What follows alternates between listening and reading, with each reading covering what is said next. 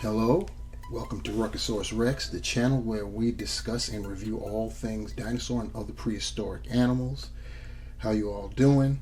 You see what we got in front of us? You know what it is? We return back to late to the party.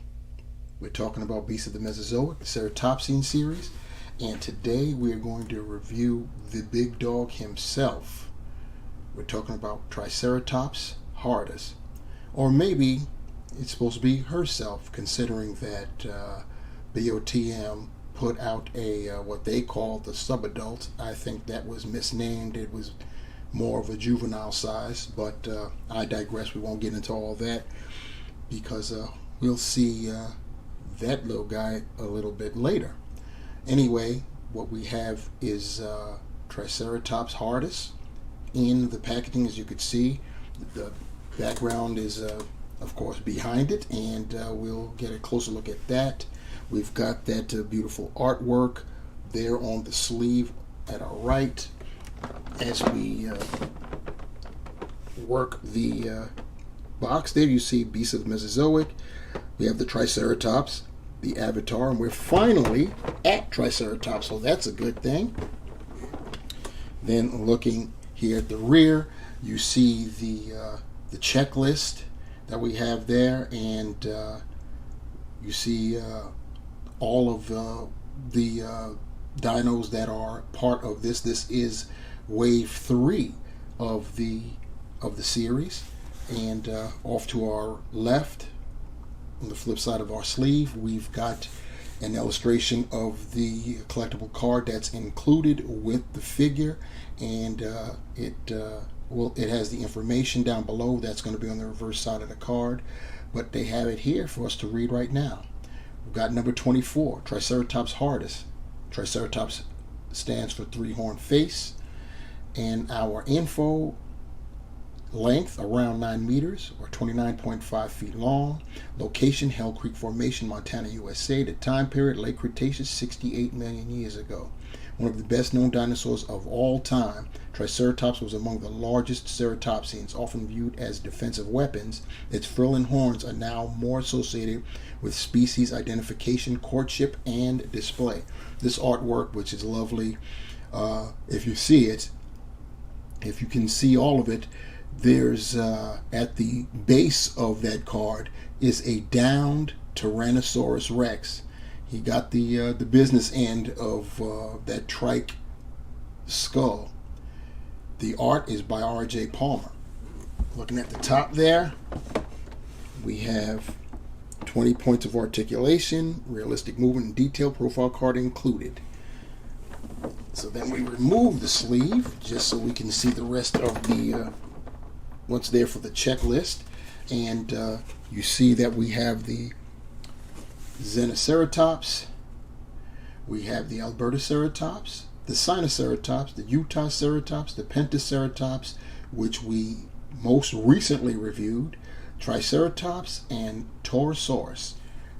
Today marks the completion of Wave 3. We now have everything in Wave 3 from 19 to 25. Gotta love that. Turning back to the front, this is a big boy, so bear with me as we get one final look at our Triceratops in packaging. We're about to unleash this beast. As always with beasts of the Mesozoic and their action figures, a backdrop is included, and here we have looks like a forest with a stream, a large stream, or a winding kind of a lake, and background there is of a mountain. Very, very realistic, very beautiful. And here is the collectible card that's included, and of course on the flip side of this packet are instructions on how to apply the tail, and boy do I have a story about that. You either use hot water or a hair dryer. Next up, we have accessories that no other ceratopsian has ever come with. The Triceratops is the one and only, the first and only action figure to come with accessories, and it comes with an additional set of horns, which are You see how they get applied, and we'll demonstrate how you apply them when we get to the figure itself. And so here we have our Triceratops. You can see he's not on the rotating platter. I should say she's not on the rotating platter. Just like the Torosaurus, she's too large to fit, so we get right into it looking at her profile. And you see what it is. As with all ceratopsians from beasts of the Mesozoic, their color scheme is based on existing reptiles and amphibians. In this case, the Triceratops is based on the lace monitor lizard. And then, of course, Creative Beast Studios, they take artistic license and they do a little bit more to customize / personalize the figure, the animal, I should say. And yeah, so that's what we have there. It looks pretty nice just looking at it from here. This action figure measures 18 inches in length. This is at a 1/18 scale, and if you do your math, you do your calculations, that would come out to 27 feet, which would be the representation of this animal, which they estimated went between 26 and 30 feet. So that puts it right there in that 1/18 scale. So that's pretty nice. And then on top of that, at being 27 feet, I did dub this action figure to be female, solely because we've got the subadult, which I think is a juvenile, to be her offspring. So makes sense. You figure a full-grown trike, male trike, a bull, if you will, would be the full 30. So that makes sense. So that's what we have right there. And while we have our Triceratops in this profile, I had mentioned when I spoke on how to apply the tail. To my chagrin and dismay, when I took our girl out of packaging, I come to find out that the hindquarters were missing the dumbbell that's used to attach the tail. Not just the dumbbell, but the apparatus that keeps that dumbbell in place on the lower torso. So I'm not able to actually install the tail. I had to jury rig some way to keep that tail from moving. So I can't, when it's time to show the articulation, I can't mess with the tail at all, or else it'll just come off. So you've all been forewarned. So now we got to look at our trike up close and personal, looking at that skull, as I stated before. With all the other ceratopsians, is the highlight of the animal, and no different here with our Triceratops.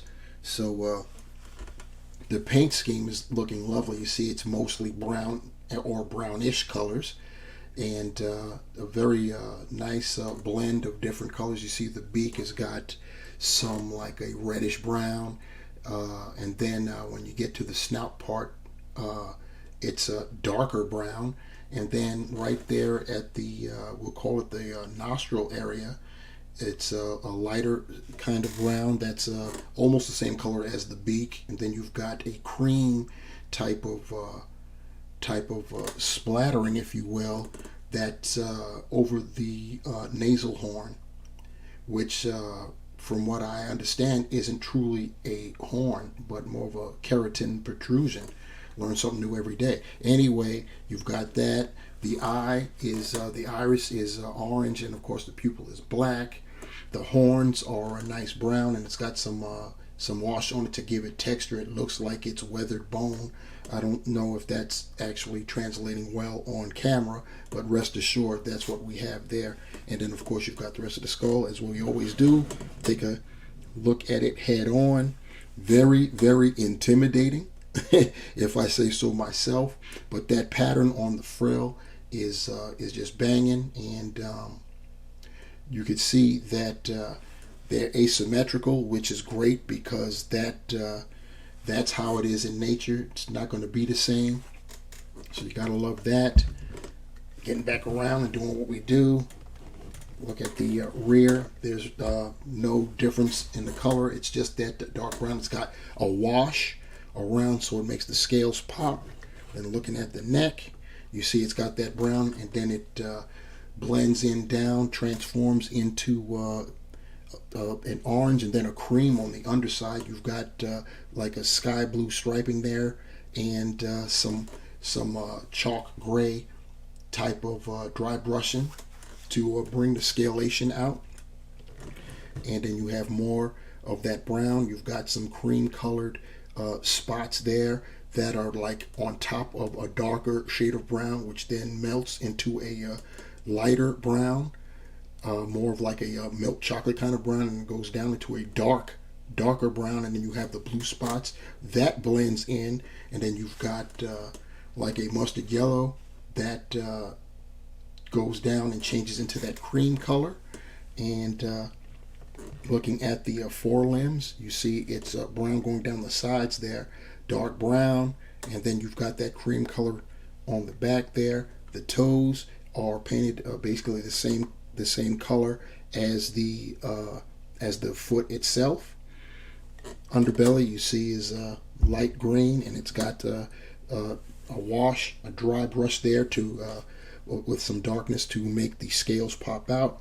You've got that hind leg that has got that brown, different shades of brown. The rear starts off cream at the top and then gets a little bit more tan as you go down with a brush over it, the dark brush, to make the scales once again pop. Then you have the toes, and here is different than the forelimb toes. They're brown, and then they get tan, and then the claws are actually painted a dark brown. So that's unique there. Then, of course, that tail that I spoke of that I can't mess with, you see the changes in the color there. Looking at the top of our trike, got to play two hands with this big boy. You can see how it goes down the top there. The stripes repeats on the other side. We'll turn to the other side, and you see that we have basically, mirrors the other side. It's asymmetrical, but it's still, the pattern is the same. And then, of course, you have that skull there on that side, still looking nice. As far as those horns that I was talking about, all you have to do is pull and remove. I'm going to leave one on because I want to see the differences in the horns. They're coded so that way you can't get them wrong on what side. This is the right horn. So sticking it in, all you'd have to do is just get it in and then press. And the difference, if you could see right there on that angle, the accessory horns are a little bit shifted. They're more bent, whereas the horns that come out of package are extended straight out, like more in line for combat. So I'll pull that back off and put the original back in. It keys in perfectly. So there we have it. Now, as far as our articulation is concerned, you've got the jaw, the beak right there, and it's going to be difficult to see the nice paint job in the beak, but we'll try. You can see teeth in there if you look carefully. It's got an articulated tongue, but it's so far recessed that it's practically useless in terms of getting to it. You have the head can go up, down, and left, right, independent of the neck. You can't really get rotation there. The neck has some articulation, you can go up and down. And then in conjunction, you can get some nice, decent turns there with the head. Of course, with the torso, you've got up, down. You can twist left and right, turn it. As far as the limbs, forelimbs, you can rotate. You can splay it out. You've got articulation there at the elbow. That also rotates. And then at the, we'll call it the wrist of the forearm, of the forelimb, it can go up, down, and then side to side. And it can pivot. as far as our hind limb is concerned, you've got rotation. Your leg at the knee has got articulation and it swivels. At that ankle, you've got articulation there. And then, of course, with the foot, you can go left and right and then up and down. And the tail, when it's got its proper dumb ball peg in there for the tail, you see it's starting to come out already. I'm going to push it back in and hope it stays. It'll probably come out at some point during the review. Hopefully we'll get past this point where it won't be necessary to show the tail anymore when we do our comparisons. But the tail, if it was installed properly, would be able to go left, right, up, down, and you could rotate it. So that's the articulation on our beast of the Mesozoic Triceratops. Now for some comparisons, we have our Triceratops next to our previously reviewed ceratopsian, that being the Pentaceratops. So we got the 3-horn face and we got the 5-horn face right there. And you see their sizes. You see the differences in that frill. If you all recall, Pentaceratops has A, the largest frill of any ceratopsian, and B, the largest frill of any land-dwelling animal, past or present. Incredible. And you see the size of the rest of the Pentaceratops. It too was a big boy, though not as large as Triceratops, not ultimately. They could grow up to about 26 feet. And this action figure, I believe, if I recall, is 16 inches long versus the 18 inches of Triceratops. So we already know that Triceratops represents a 27-foot long animal, and I do believe the Pentaceratops at 16 inches represents a 24-foot long animal. So these guys, you can see, pretty close in size. This is they look great together. And to give you an idea how ceratopsians varied in size, as well as their differences in their frills and their horn configuration, we have Medusaceratops right here. And yeah, night and day. It's crazy. I believe the Medusaceratops is only about 15 feet long, something like that. And we've got Triceratops that's nearly twice as large. And now we have both big dogs together. We've got Triceratops on our right and the equally massive Torosaurus on our left. Actually, looking at them, Torosaurus in this case is a bit bigger, and probably because of that skull. Torosaurus also has a very large skull. Not as large as Pentaceratops, but it's larger than Triceratops' skull. And yeah, what can I say? But here are these two titans together, the two largest ceratopsians. And finally, we have our Triceratops horridus matched up with the Triceratops subadult. And I'm doing the quotation marks as I say that. You're looking at them now, and you could see that the subadult, if you will, has been misnamed, because there's no way that this is a subadult. A subadult would more than likely be about the size of a Pentaceratops or a Pachyrhinosaurus. You know what I'm saying? About 20 feet. That would be a subadult. 20 feet to about 22 feet. That's a subadult. This right here is a 15-foot animal, and that's not a subadult at all. This is a juvenile for sure. But enough nitpicking about that. The Triceratops family has been united. So what we now have is our Triceratops with his second set of horns installed, her second set of horns installed, and utilizing the included backdrop for the final shot of this video.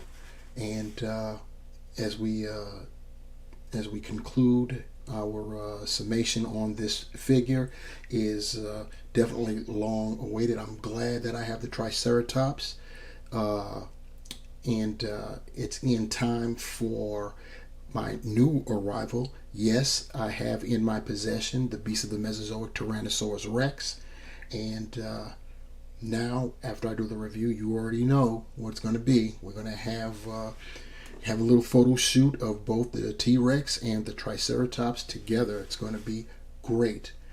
So I can't wait for that. As far as our Triceratops is concerned, the paint scheme is great, based on the lace monitor lizard. That's great. The size, the bulk is crazy. Obviously, the articulation, as always, is spot on. I've got the issue of the tail, but I'm going to get in contact with Creative B Studio and see if we can get that rectified. From what I understand, Mr. Silva is pretty good at these things, so we'll see. But anyway, the Triceratops is a very, very, very nice figure, nice addition to the Ceratopsian series. And with the acquisition of the Triceratops, my Wave 3 checklist is all done. So that's always a good thing. Please like, share, and subscribe to the channel. If you have any questions, comments, or concerns, levy them in the comment section below. If you want to be notified when I upload another video, hit that bell and you shall be so notified. And above all else, subscribe to the channel. Support the channel. We're creeping along slowly, but the subscriber base I have, they are very, very loyal. And thanks for your comments, guys. Those of you that leave them, I appreciate it greatly. And I hope you continue to rock with me. So until the next time, take care, guys. Thanks.